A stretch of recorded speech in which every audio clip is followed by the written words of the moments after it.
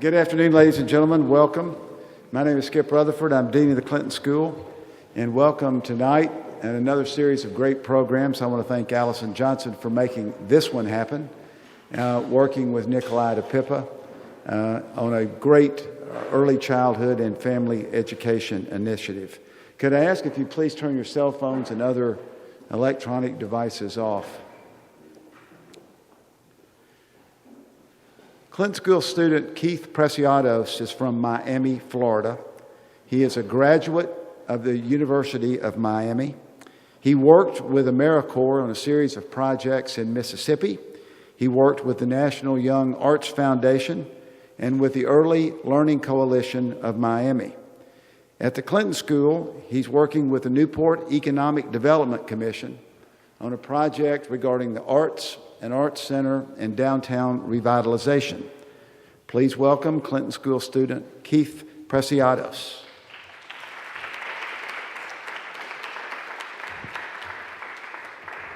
Thank you, Dean Rutherford, and good evening, Clinton School students, staff, and guests.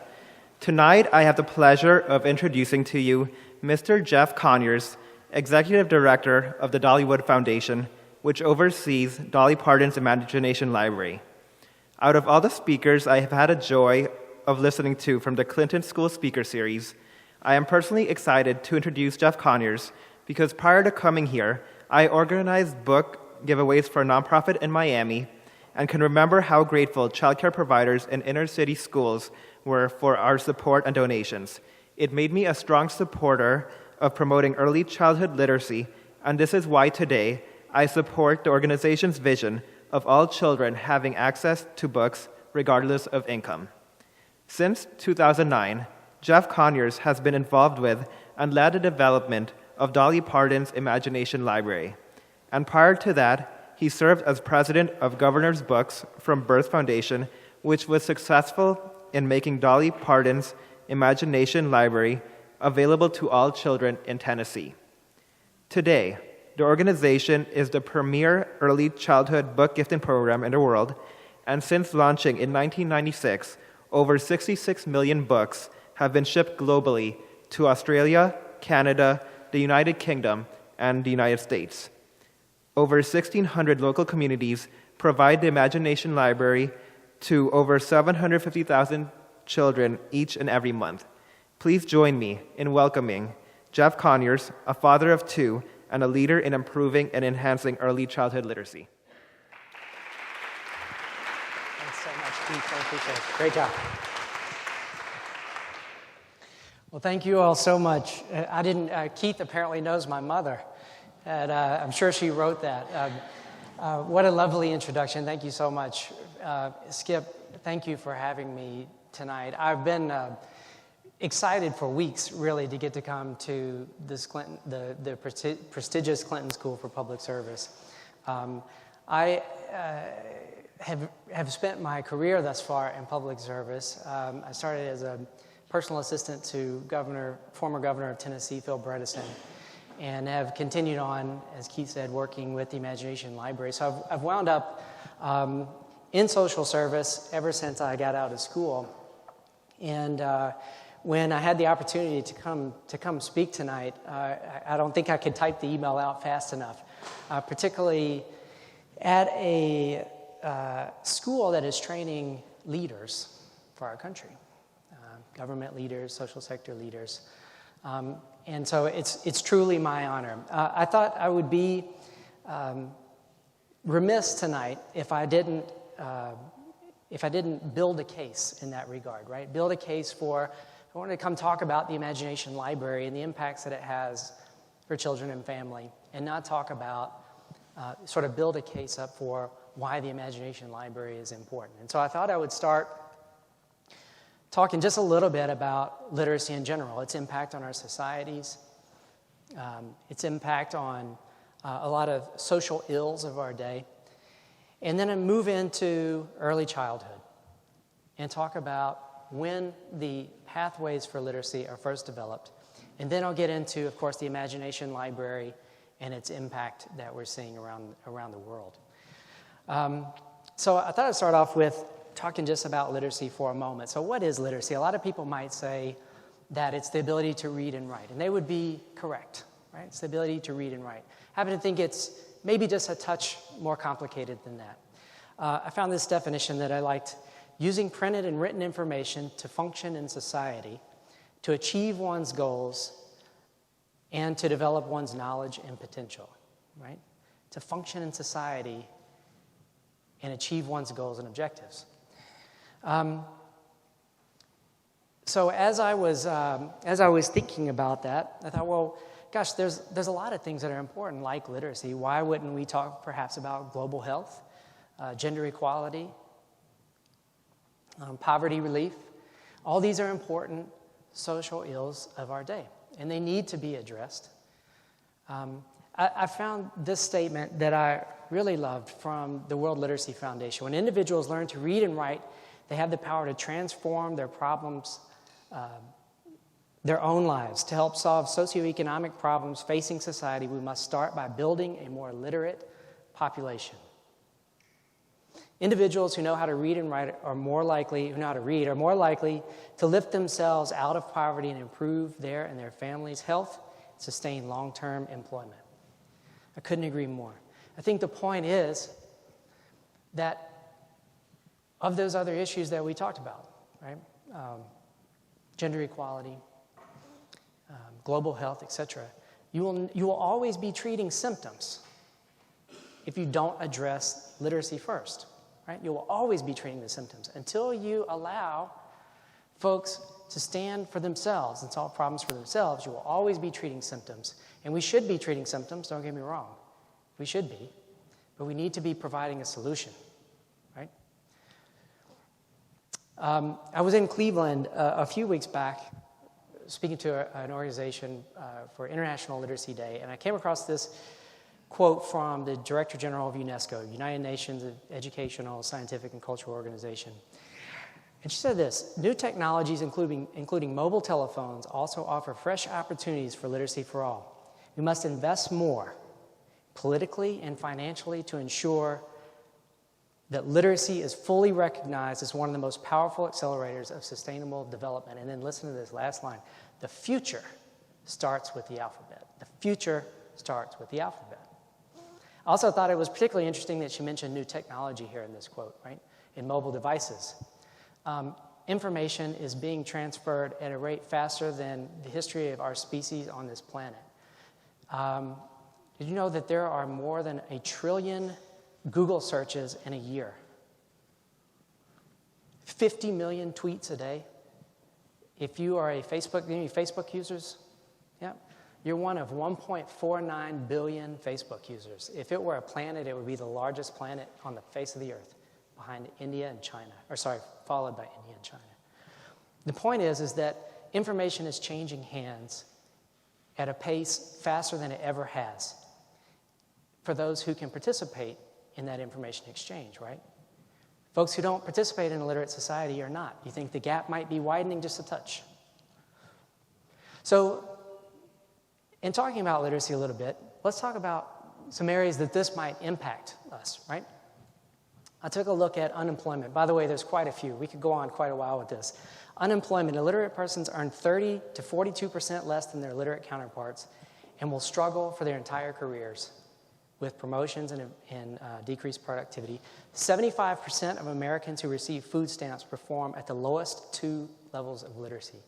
By the way, there are 5 literacy levels according to the federal government. Right? There's been a couple of national literacy studies that have been done. And they've looked at, it's a little more complicated than is someone illiterate or are they literate, right? They said, well, let's drill down a little bit. Let's peel back the layers a little bit more and take a look. And so what they found is that there are varying degrees, obviously, of literacy. The lower 2 literacy levels, 1 and 2. 1 would be what we would call functionally illiterate. 2 would be what we would call low literate. And 75% of Americans who receive food stamps perform at the lowest 2. Crime. This one, I couldn't believe this, actually, when I first came across. In the U.S. alone, 85% of all juveniles involved in the juvenile justice system are functionally illiterate. About half of adults entering the prison system never finished high school, and over 70% of the current inmates cannot read above a 4th grade level. You think there might be a correlation here with literacy? This one is particularly interesting because when you look to here at the Clinton School of Public Service, when you look to our legislature, this is actually one of the few things that at the legislative level people agree on, right? Republicans and Democrats, they agree on this. Our prison system is out of control. So if you were going to look at how do we potentially reduce the prison population in this country, and you knew these statistics, when you take a look at literacy as a potential solution? Last one I'll look at is health. Illiteracy significantly limits a person's ability to access, understand, and apply health-related information, costing the healthcare industry over $73 million annually. And patients with low literacy skills have a 50% increased risk of hospitalization. The cost we've had a national healthcare debate going on for quite a while. The cost to our healthcare system is astounding. I'll talk about it a little bit more in a minute, but literacy levels 1 and 2 are going to have very hard times interacting with healthcare providers, hospitals, reading prescription drug labels, etc. So, with that in mind, talking a little bit about the impacts on our society, how might we be doing? I thought you'd be interested to take a real quick, globally speaking, how we might be doing. 1 out of 5 people in the roughly 7 billion people around the world cannot read that sentence right there. Not because it's in English, couldn't read it in their native tongue. They just can't read. 20%. I don't know how many folks are in here tonight, but if this folks in the room tonight were representative of the world population, let's say there's 100 people in here, and I asked the illiterate folks to stand up, 20 people would stand up.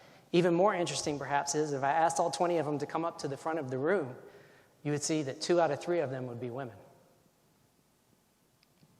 So, how are we doing in the U.S.? A lot of people think, we're the U.S., right? We're doing great. It's one of the best countries in the world. It is. It is. In a literacy study among 20 high-income countries, the U.S. ranked 12th. About 22% of U.S. adults, which is 44 million. Now, there's about 320 million people in the United States, and so we're talking about the adults. 18-year-old is about 200 million or so. Almost 25% of them function at literacy level 1, functionally illiterate. Another 28%, another 50 million function at literacy level 2. This is a huge chunk of our population that cannot read a story written above a 4th grade reading level. Literacy level 1 can't read a simple story.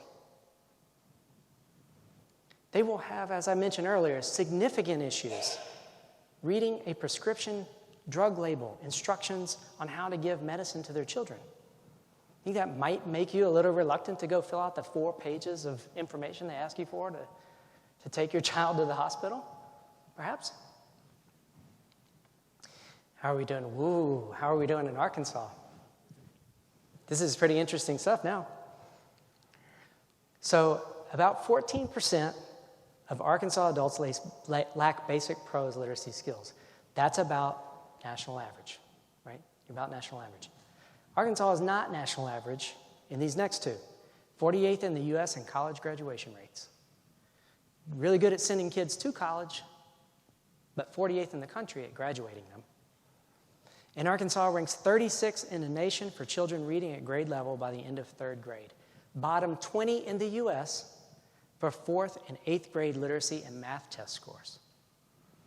I saved this one for last because I'm going to use this to transition over into early childhood. A lot of you in the audience tonight may have heard for really what's a national campaign that's going on at the moment called the Campaign for Grade Level Reading. It takes a look at 3rd grade reading scores, right? Reading scores at the end of 3rd grade. Why? Because if a child is not reading at grade level by the end of 3rd grade, all sorts of terrible things happen, right? The rate of their high school graduation plummets. The likelihood of them being incarcerated skyrockets. It's not a good picture. So the fact that our Arkansas is 36th in the nation for children reading at grade level by third grade is an issue. So we've talked a little bit now about literacy and some of its impacts on our society. And I'm going to transition over into the early childhood part tonight and using an analogy. And that is, let's say that all of these folks that we've been talking about, right, all of these illiterate, low literate, functionally illiterate folks are in a pool. And you have a spout of water pouring into that pool, right? These are children that are born, they're not getting the education, the skills that they need, and they're being added to this pool. And so what we're talking about doing is, how do we dry up that pool, right? If you were tasked, if you walked in a room and this were the scenario, what's the first thing you would do? Anybody, you can scream it out at me. Turn off the spigot, right? You would turn off the spigot. It would be absolute madness to try to go dry up this pool, right? Free these folks, give them literacy. It'd be madness to try to take on that effort when you have a spout pouring more into the pool. So let's talk about the spout, right? How early are we talking? Let's say we want to turn the spout off. Let's say that if you would even turn it off as much as you could, even if it was still trickling. You'd turn it back as far as you could go. So what are we talking about? When we talk about children coming into, or adults, when the brain development, when the literacy pathways are developed in the brain, how early are we talking? So I'm going to talk just for a few seconds about brain science, and I hope you don't fall out of your chairs here. This is actually really interesting. I know I'm a little nerdy when it comes to this, but this is fascinating stuff. But it requires a little bit of knowledge about the brain and how it develops, okay? The human brain is made up of brain cells. You ever hear somebody say, you're killing brain cells. Those brain cells are called neurons. And when the human brain is born, it's full of neurons, but they're multiplying at a rate faster than they ever will in the rest of the history of this person's life, this child's life. These neurons, as they develop neural pathways in the brain, right? So they reach out to one another and make a connection at a point called a synapse, right? So there's a neuron out here, and they reach together and connect at a synapse. And that's what an electrical impulse travels down, right? It allows me to move my arm. It allows me to talk to you based on these neural pathways that develop. So let's take a look at how these develop in the brain. You'll see that first column there is newborns. The second is 1 month, third is 9 months, 2 years, and then adult. What's interesting here, though, is that if you look at the 2-year-old, it's actually more of a tangled web than the adult. Could that be possible? Could that be possible? Could there be more neural pathways for a 2-year-old than in an adult? Yes, there are. Yes, there are. Let me explain a little bit further. This was put together by Harvard University Center for the Developing Child, and what you're looking at, I don't know how well you can see that, but there's a little pink box underneath where the first year is written underneath there, but that's a little pink box. And that pink box represents the first 12 months of a child's life. And then afterwards, sequentially, you have year 1, year 2, year 3, year 4. And the colored humps on there represent development of neural pathways, right? That's those pathways that I talked about with the synapses that the electrical impulses travel down. So the blue one is language. The yellow one is vision and hearing pathways. Red one is higher cognitive function. What's interesting about this is you'll see that these neural pathways are developing at a rate are developed higher in the first year of life than they will ever be for the rest of this little human being's life. There's more development happening in the first year. Even in higher cognitive function, you get out past 4 or 5 years old, it's already peaked. So what's interesting about this is, see, well, that's great. We develop all these neural pathways. That's terrific, right? No. It is if they're used. If they're used. But the brain, the body is a magnificent animal, isn't it, right? It's full of systems, respiratory system, cardiovascular system, neural system. The brain is the, if you were taking an assessment of the body, and let's say you were taking an assessment of, say, assessment of a house, right, to determine its energy efficiency. and you wanted to see which item in this house was using the most energy, right? If you did that on the body, the brain far and away uses more energy than any other single organ in the human body. 20%, right? So you eat food, you drink water, 20% of the energy that's generated from that goes to the human brain. So, as such, it functions very, very efficiently. And these synapses that are developed in a child's brain early in life, if they're not used, being the efficient organ that it is, the brain just prunes them away. They're gone, right? Unless you stimulate those synapses, right? Unless you stimulate those neural pathways, right? I have 2 little ones. They go outside and get a shovel full of dirt and dump it in the dog's water and make mud and wipe it all over their face. They're little scientists, right? They're learning, they're developing these neural pathways. When we read to them, we're stimulating these neural pathways in their brain. If those are not used in a number of ways, right? Comprehensive way for a child, the brain will just prune those away. The really scary thing is many of them will never come back, ever. You'll never get them back. If you miss the first 5 years, you have missed a tremendous opportunity in a child's life. I would venture to guess that very few people in this room know a gentleman by the name of Dr. John Hutton. He's a pediatrician, world-renowned pediatrician and a neuroscientist. He's in Cincinnati, he's with Cincinnati Children's. And we've launched the Imagination Library citywide for every child in Cincinnati. And I had lunch with Dr. Hutton earlier this year. And he talked with me about this research. It just came out earlier this year.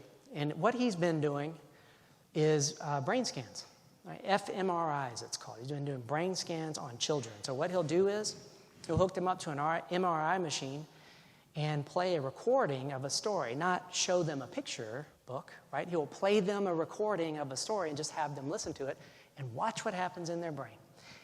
And when he does that, there's a few areas of the brain on the left-hand back portion of the brain that light up, right? The hotter that is, the more activity that you see. What's interesting about this is the areas that light up are most closely associated with visual imagery and association, meaning and association. So what's happening there? It's what you and I do all the time, right? You read a story to a child, and they draw pictures in their head, right? They're drawing pictures in their mind and associating them with things. It's not just things that we see every day. They're doing this with sounds and letters and words, but also things that we see every day, right? They're drawing associations in their mind. I don't have the slide. I looked for it, and I couldn't find it, but Dr. Hutton also has a slide where he did brain scans of children who have been read to early in life and children who have not. In this area right here in the brain, there's a dark spot. What happened? The brain pruned those neural pathways away. They won't come back. So, we've looked a little bit at literacy, we've looked a little bit at brain science, and let's suppose that you're with me so far, right? Right? You understand early childhood is important, right? Literacy is important, and getting to a child early is important. What do you do? Right? What do you do? There's a gentleman by the name of Dr. James Heckman. He's a professor of economics at the University of Chicago, Nobel laureate, and one of the best-known experts in economics of human development.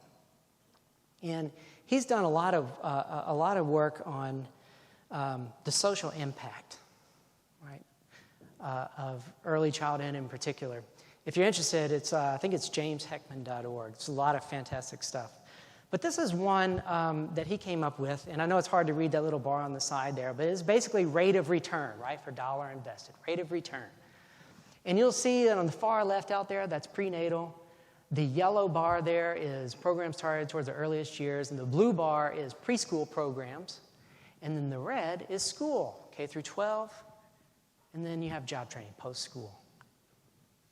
Now, what's interesting about this is 95% of all public education dollars go in that red box right there, K through 12. 95%. 85% of this child's brain is developed by age 5. before they arrive at the red bar. 85%. We've missed a tremendous window here, right? If you told me, Jeff, this is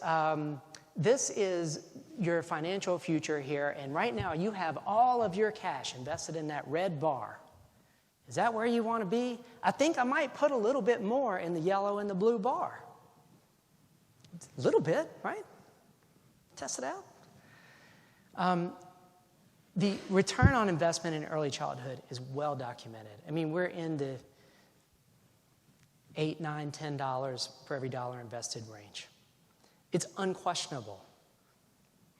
And yes, we do need to be investing in quality pre-K. But look at this. What about those first 3 years, 0 to 3? What do we do? We've arrived at the question of our day in terms of early childhood, right? What do you do? How do you get to those children before they arrive at an institution? How do you connect with that family? What do you do? I'm going to talk about what we're doing. But first I want to tell you about a study that was done that has nothing to do with the Imagination Library. Matter of fact, they were surprised at their findings. But it very much makes a case towards making sure that children have books in the home early. It's a study done by Mariah Evans, University of Nevada Associate Professor of Sociology and Resource Economics, interestingly enough. 20 years, 27 countries, 70,000 cases is one of the largest and most comprehensive studies ever on what influences the level of education a child will attain. As far as research goes, across the gamut here, this is massive. This is massive study that they did. Number one most important factor that they determined, survey says, books in the home. Books in the home had a greater impact than any single factor that they could pick out in the number of the level of education that a child will attain. How many, you might ask? As few as 20 books in the child's home could make a difference of up to 3.2 years of additional schooling in that child's life. Mariah Evans said, she was asked about the study. She said, the results of this study indicate that getting some books into their homes is an inexpensive way that can help these children succeed. She said her researchers were struck by the strong effect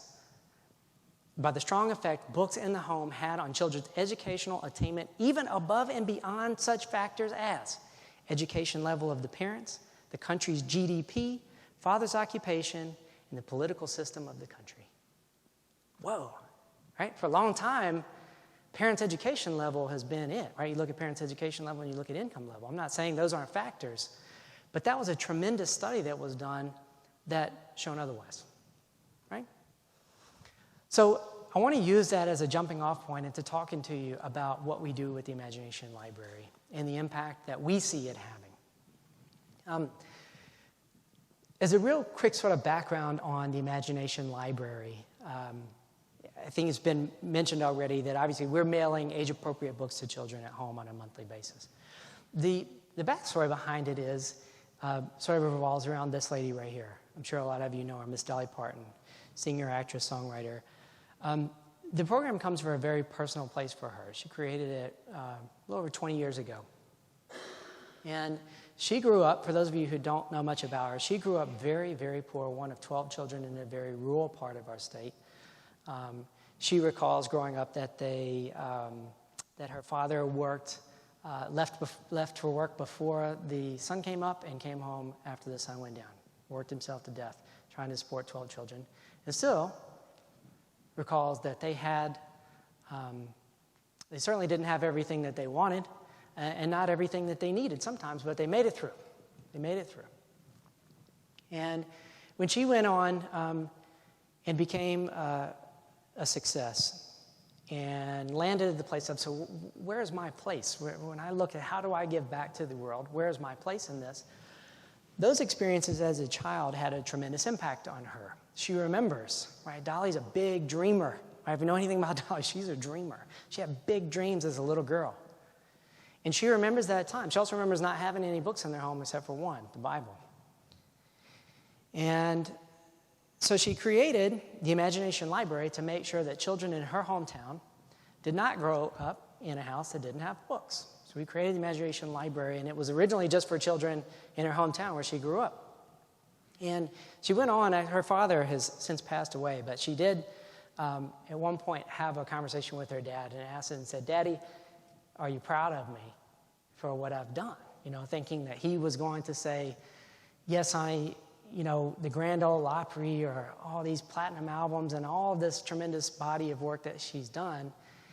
And she said, he looked at her and said, "I'm more proud of you for being called the book lady than anything else that you've done." And that has meant a tremendous amount to her. It's why she remains to this day so heavily involved in our work at the foundation, why she's at board meetings, all of that stuff. It comes from a very personal place from her.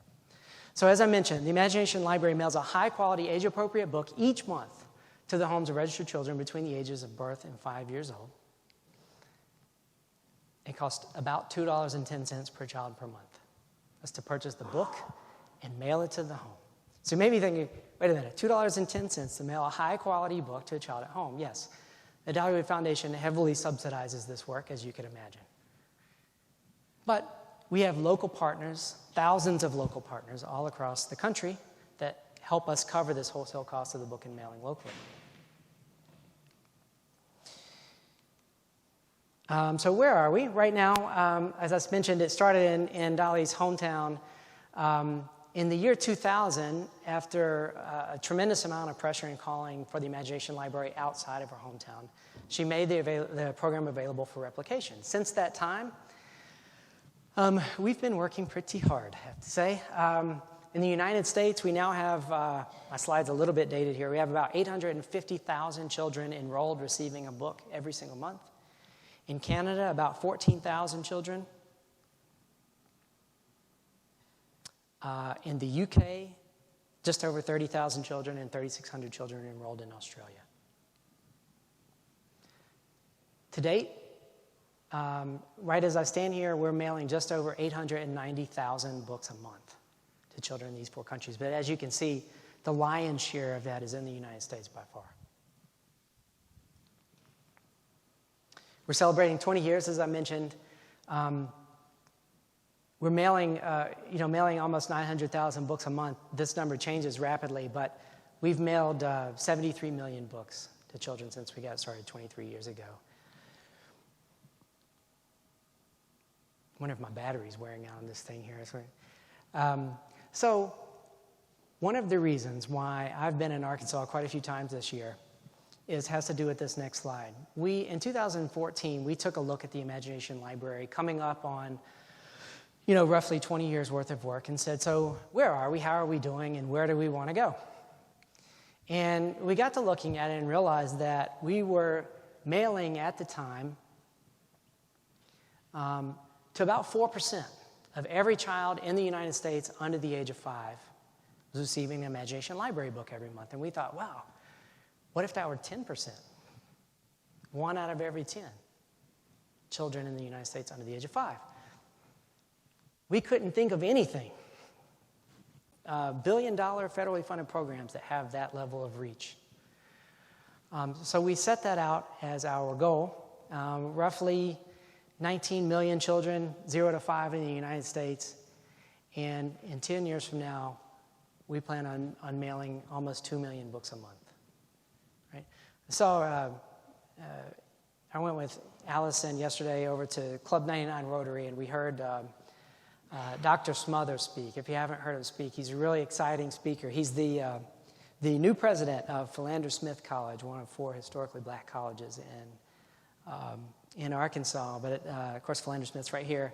And he said a quote yesterday that this slide immediately jumped out in my mind, and it was something along the lines of, if your dreams don't scare you a bit, you're not dreaming big enough, right? This one scares us just a little bit, I have to be honest with you. It scares us a touch. But this is our big dream. So we set about the process of, well, how do we do this, right? What additional resources do we bring to bear to make this happen?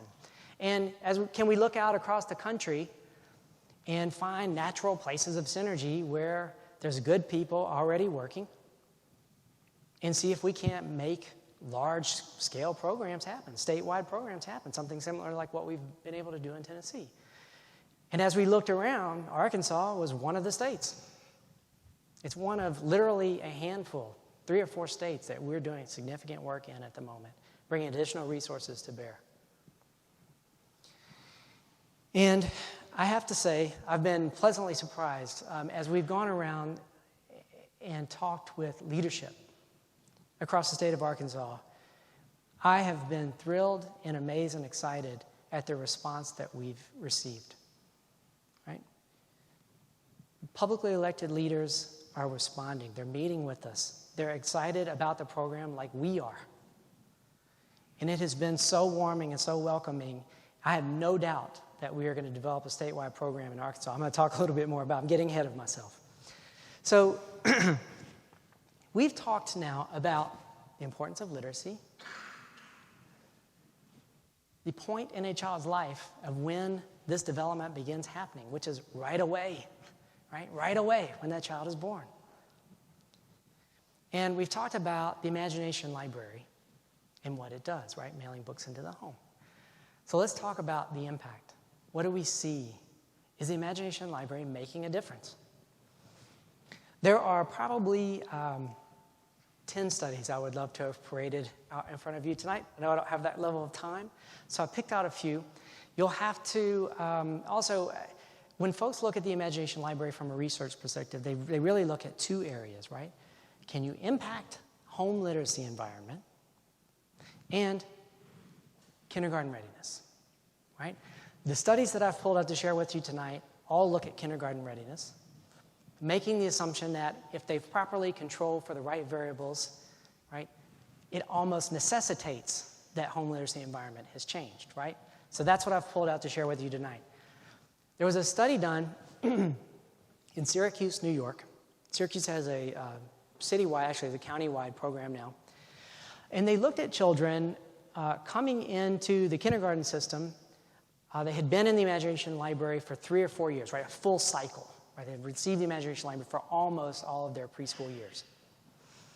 And they gave them the nationally normed Ames Web test, and in particular looked at the letter naming fluency screener.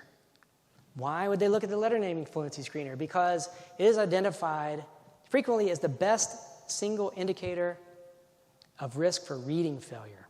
It is shown to have strong ability to predict future grade reading, vocabulary, and language.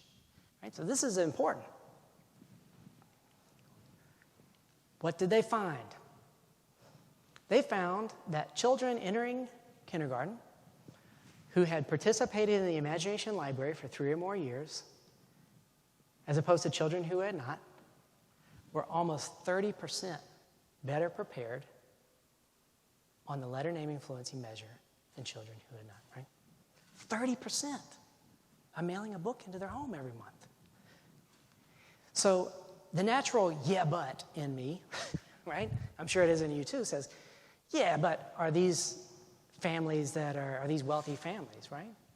Are these families with high level of education? Are these all purple kids, you know? What's interesting about this particular study is they controlled for race, gender, age, ESL status, special education status, free and reduced lunch status, and these results were statistically significant even after controlling for all these variables. Right? Amazing. So let's look at another one. Those are kids up in New York, right? That's a strange, far-off place up in there in New York, isn't it? Let's look at one a little bit closer. Memphis, Tennessee. It's a little bit closer, a couple hours away. So in Memphis, they took a look at the Imagination Library. Interestingly enough, they did something very similar, right? They looked at children entering kindergarten, but then also looked at 2nd grade. Said, do we still see this, right? Do we still see these impacts in 2nd grade? The prior findings said that children who participated in the Imagination Library program prior to kindergarten entry had statistically significant higher kindergarten readiness scores in language and math. Interesting, right? Than children who had not. Then They followed up. They tracked these children, right? They followed them into second grade and said, let's have another look. And what did they find? Our analysis indicates that students who participated in the Imagination Library program prior to kindergarten entry had higher scores in reading development in second grade compared to students who had not participated. Also, significant differences in vocabulary and reading comprehension, the two subtests most fundamentally linked to early reading experiences, are the two that showed significant differences between IL participants and non-participants, namely vocabulary and reading comprehension, right? Yeah, but they also control for socioeconomic status and gender, and still saw these results. But again, this is Memphis, right? They are on the other side of the river. Is there perhaps, oh, by the way, before I forget, they did repeat this study, same exact thing, kindergarten readiness, and then a look at second grade in Indianola, Mississippi, and found almost identical results. It's been replicated in another location. So, is there an example in Arkansas, perhaps, that we can look at, right? Our children are special and unique. By the way, your children are special and unique. Everybody's children are special and unique. Impact, right? It's a Desark study, okay? I need to set this one up a little bit, okay? So I believe the Imagination Library was launched in Desark in 2005. And it took them a few years in Desark, in this particular community, to build up to what we would call full enrollment, right? So to have a significant number of children in the community enrolled. So in 2009, they had a significant number of children in the community enrolled. So they needed to wait for a while to let a full cycle happen, right? You would have in 2013, 4 years later, they had a full cohort of children entering the kindergarten system that had been enrolled in the Imagination Library for 3 or 4 years, right? This are the kindergarten scores according to the Qualls Readiness Assessment, right, which is currently used in Arkansas, and I think this is last year. Dr. Jackie Govan today, I think this is last year. Kindergarten scores in 2005. Remember, this is the year we launched the Imagination Library, okay? The red bar is not developed. By the way, oral communication, written language, math concepts, attentive behavior, and general knowledge, right? Children are all assessed when they enter kindergarten. The red bar is not developed, blue bar is developing, and green bar is developed. So again, did the same assessment, 2013, and what happened? Whoa, where did that red bar go? It's all of a sudden gone.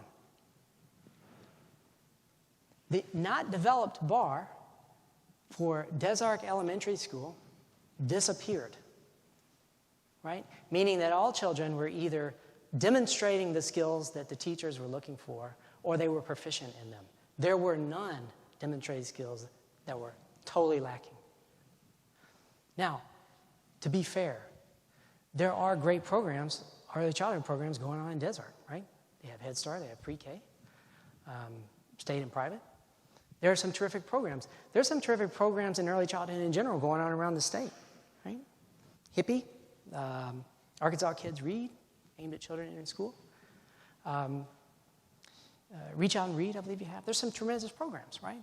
But take a look at this. This is the program that they did, Imagination Library.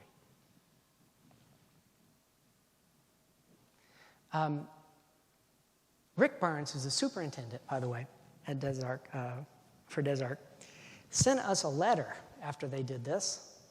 And this is what Rick had to say. We began seeing an improvement in kindergarten readiness within just a year or two after implementing the Imagination Library. Our students' scores on the quals and the literacy portion of the benchmark exams have improved vastly over the past few years. He closed by saying, I firmly believe that we would not be performing at this level without the help of the Imagination Library. This is the superintendent of schools. Pretty powerful stuff. So, we're not just doing the program in Desark, right? This is where we're doing the program in Arkansas.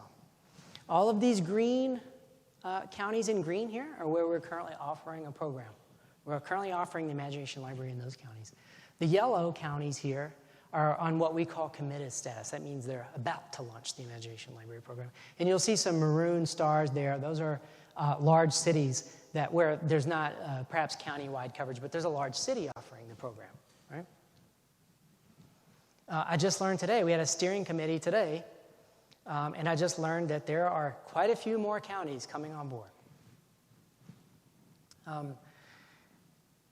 You may happen to notice that the county that we're standing in here, Pulaski County, is white, right? It's not covered. We knew when we came into Arkansas and developed a strategy for the statewide coverage, that Pulaski County was going to be key for us, right? It's where the capital is. It's an important community in the state. And when we brought additional resources to bear to the state, for example, we brought a team member on, Allison Johnson, who's here tonight, to help us pull off this work, right? Help us raise funds across Arkansas, help us establish communities. There's quite a few members of our steering committee here tonight. I'm not going to dare try to name them because I would surely leave one out. But we put a steering committee together to help us do this work, and they have been magnificent. And we've been working on it for quite a while now, but there's that Pulaski County that's just nagging us, right? Just nagging us. And here within the past few months, as we've reached out to the steering committee and Allison, and we've reached out to the leaders across Arkansas, those leaders that I told you have been so helpful, there have been some remarkable response from public leaders. I wanted to recognize one of them who came tonight, Representative Clark Tucker. And Clark is leading the way for us to launch a program in Pulaski County. And we couldn't be more appreciative. And we're so excited. I have no doubt that within the next couple of years, perhaps even shorter time than that, you're going to see this map full of green. And we're really excited about that. We're really excited about what that means for children across the state of Arkansas. I thought I'd share this with you real quick. So out of the 75 counties or so, we have roughly 40 counties that are offering the program. There's about 13,000 or so children enrolled out of 198,000 eligible. So there's some work to do, right? To date, we've mailed about 642,000 books. As I mentioned, we have the steering committee in place. We have Allison in place and the upcoming launch in Pulaski County. And we are thrilled, absolutely thrilled. I thought I would close tonight. I titled this talk, Winning a Child's Heart. And I wanted to close tonight with this because it's really easy to get wrapped up in data and studies and all those sorts of things. The importance of reading to children early and the brain science and all this. And lose sight of what this means to a child and what, by and large part, a lot of times what it means to a family, right? We have a saying at the Dollywood Foundation that a child will continue to do what that child loves. Right? The point here is that a child is not a rational actor in this, right? When you're a child, the world is open. It's imagination. You can do anything. You can become anything, right? The opportunity is afoot. I loved this quote from Lois Bridges. She said, "Yes, on some level, reading is about letters, sounds, and words, but let's not become so focused on the mechanics and the minutia that we lose sight of what made us readers." What made us readers? Skills, drills, and exercise and exams will never create the thrill that's needed to win a child's heart and make him or her a reader. I don't know if any of you in this room were lucky enough to remember sitting on your parents' lap and having your parents read a story to you, or perhaps your grandparents. It's every bit as much about all the science and stuff that we talked about as that moment, right? That bond that happens with the child when they're sitting on the lap of someone who's holding him in their arms, which basically says, I love you and care about you enough to give you this one-on-one time and share a story with you, right? And the child gets to take an adventure to a far-off place that they've never been before and experience things that they've never adventured. And trust me, all the science is happening, right? All the science is happening. But we cannot miss the fact that it's an opportunity to win a child's heart and make them a reader for life. I'm going to close in a unabashed, proud daddy moment and show you the two little hearts that I'm winning every day. This is my almost 4-year-old son, Finn, and my almost 2-year-old daughter, Lily. I'm Jeff Conyers, Executive Director of the Dollywood Foundation, home of Dolly Parton's Imagination Library. It has been my great honor to get to come and share this with you tonight. And I certainly appreciate the Clinton School for Public Service, appreciate Skip for having me, and thank you all so very much. Some questions? Love to. Thanks, Jeff. Okay, we got some time for questions. So, yes, Shim, right there. My name is Shim Ungwira from Malawi, Africa. I'm a Clinton student first year. And I have a few questions for you. Sure. Just, I think, two.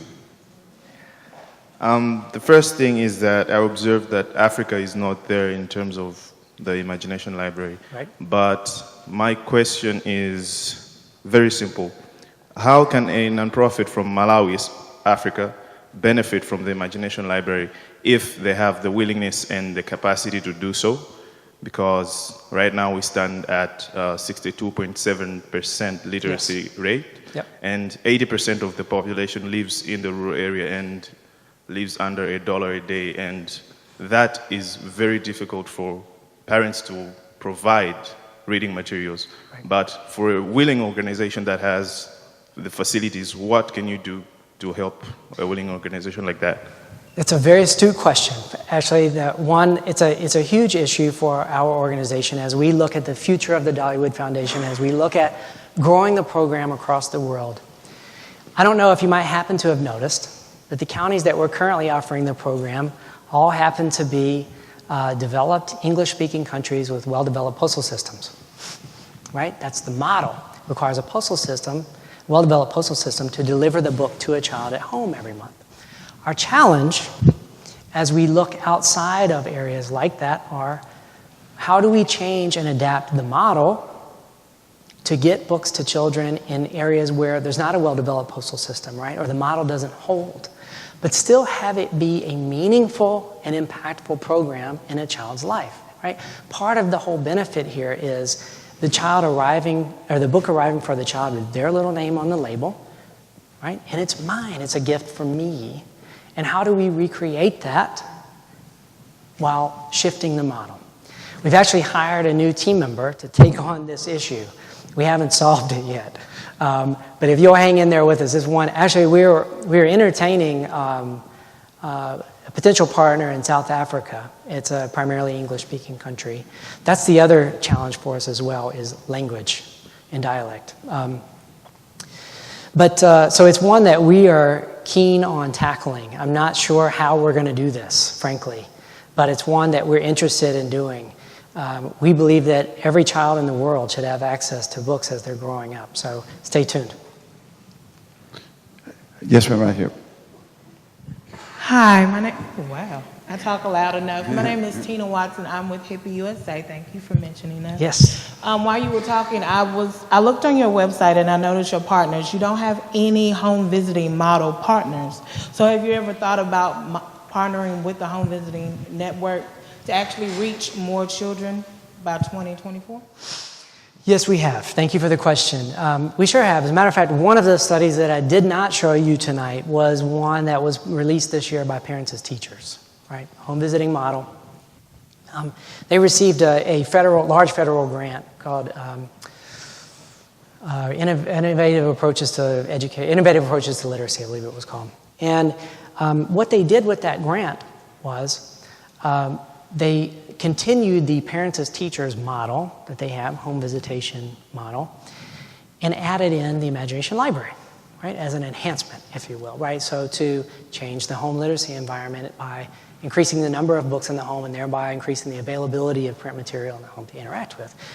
I can't, I wish I could rattle off, I probably have the slide, I wish I could rattle off the statistics to you, but the results were nothing short of remarkable. We, at the Imagination Library, will often say, we love the program, right, but it's not a panacea, right? You're not going to mail books into a child's home and the skies open up and all of our problems are solved, right?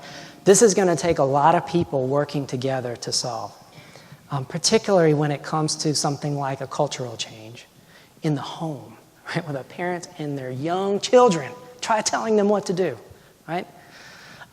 So it's going to take a lot of partners. I happen to think that there is a lot of opportunity with the Imagination Library and home visitation models. The problem that we've run into thus far, the reason the Innovative Approaches to Literacy grant worked with parents as teachers was because there was so much money, and the Imagination Library, of course, is scalable, but it allowed parents as teachers to scale with us, right? I think there's a scalability issue that we've run into so far with home visitation models, right? This is intense work. It's very costly work. And so I think there's a lot of opportunity to work together, and we are working with HIPPY and Parents as Teachers overall, but we've got a ways to go. There's a lot of ways to go there. So thank you again for the question. Question right back here in the back. Hi, my name is Xochitl Delgado Solorzano. I'm a first-year student here at the Clinton School.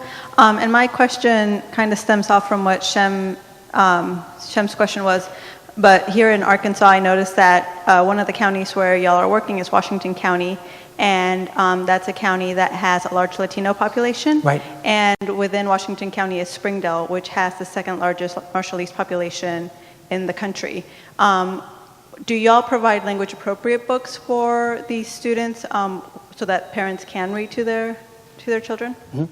So the books are age-appropriate. Language-appropriate perhaps is in the eye of the beholder, right? We've received a lot of feedback on language-appropriate books on both sides of the aisle. You really wouldn't believe the conversation that's happened. When we started the Imagination Library in the United States, we began mailing books, a few books out of each, so they're age-appropriate, depending on, so the 0 to 1, 1 to 2, etc. There were at least a couple of books for a child every year that they would receive that had Spanish and English language in the books, right? We had to stop that a few years ago when we began mailing books into Canada, because the first Spanish-English book we sent into Canada, we had 400 calls saying, wait a minute, there are not many Spanish-English speakers up here, but we do want French-English books, right? So we had to just go to all English books. The great news, though, is that with the 2016 library, we were able to solve that problem. So we're going to go back to now where we have 2 out of every age group is going to have bilingual Spanish-English titles. Now, does that address everyone's preferable literacy requests? No, but it's a step in the right direction. The Latino population in this country, as you and I know very well, is growing at an unbelievable pace. And I think there's every bit of room for Spanish-English titles in the Imagination Library, and we're thrilled to be able to offer it again back in 2016. Yes, sir, right here. I watched Dolly's commencement address at the University of Tennessee. Sure. And read the book that came out of it. How did that impact this work? Yeah. What's interesting, that's a great question, and thank you for it. I think the answer is that the work impacted the book, right? I think that was probably more accurate. The book, so by the way, Dolly accepted an honorary doctorate from the University of Tennessee. And as a result, she interestingly enough, as somebody who performs in front of large audiences all the time, hates public speaking, right? She just is not, it makes her nervous. She said she was peeping out from behind the curtain and looking, just was nervous to give this speech to a room full of UT graduates. But afterwards, she wrote a book called Dream More. And it was based on some of the principles that are in our mission statement, dream more, care more, learn more, and be more. But she talks a lot in the book, as you know, about her experiences as a little girl in the Imagination Library and how it's had an overall impact on her life as a result. So it's been a great experience, to put that book together, and we've thoroughly enjoyed it. But I think the Imagination Library helped inform the book. Yeah. Yes. There we go. Ms. Abrams. Yes, ma'am. I want to go back to the development of the brain as it relates to literacy. Yes, ma'am. and I want to connect it to public policy as it relates to literacy, and that literacy is a national defense issue for our nation. I want to know, is there some research out there that talks about the brain development of the parents of children of the age group that we know where their brains are? What I'm saying is, if we know the development of the brain of the parents who will have these children on their laps, and we know they're getting younger and younger, parents of today.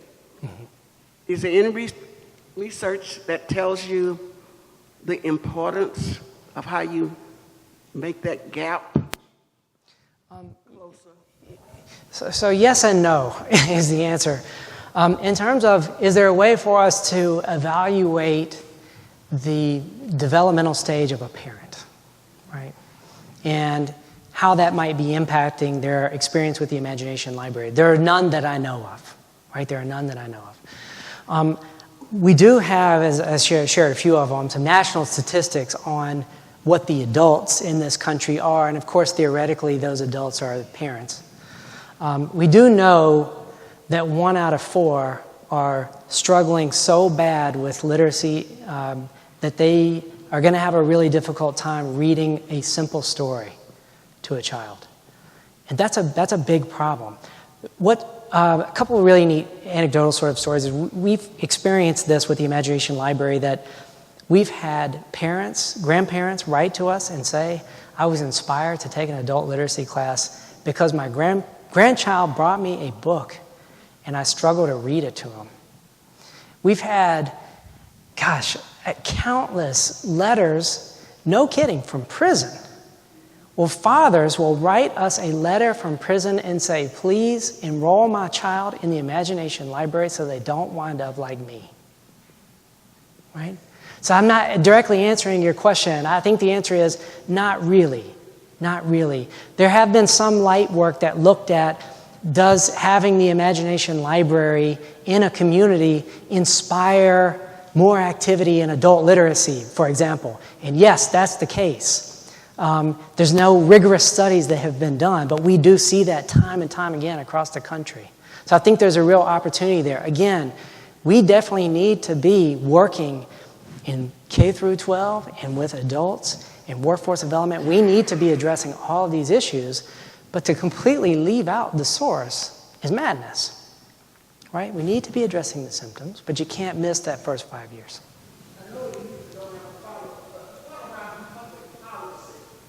Public policy makers around the country, how are they understanding this as a national defense to promote literacy?